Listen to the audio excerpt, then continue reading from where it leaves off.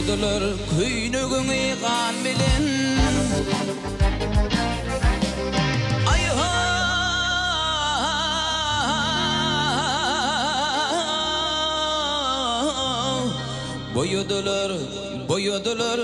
Boyadılar küynüğünü kan bilen Adı billi Arap dilli füdüğün Ayrılıkta yanıt hilim zan bilen Adı billi Arap dilli füdüğün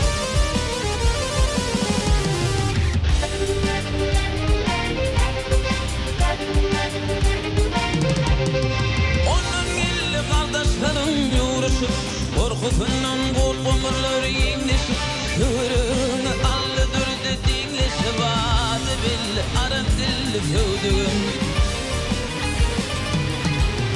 Körüğünü allıdırdı dinleşip Körüğünü allıdırdı dinleşip Adı billi Arap dilli füdüğün Adı billi Arap dilli füdüğün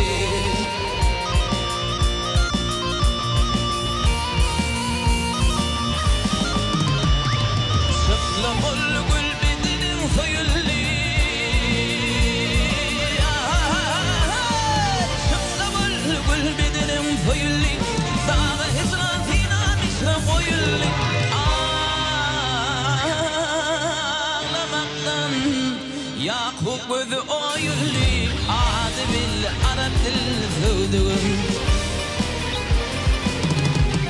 Ağlamaktan Yakup gözüm oyulli Ağlamaktan Yakup gözüm oyulli Adı billi Arap dilli füdüğün Adı billi Arap dilli füdüğün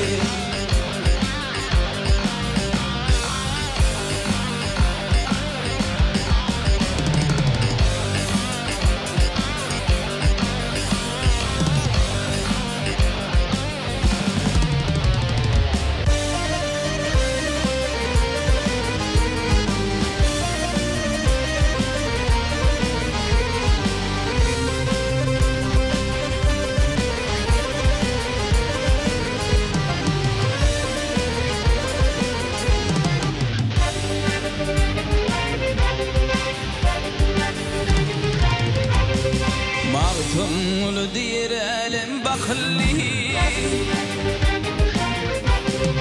Ay ha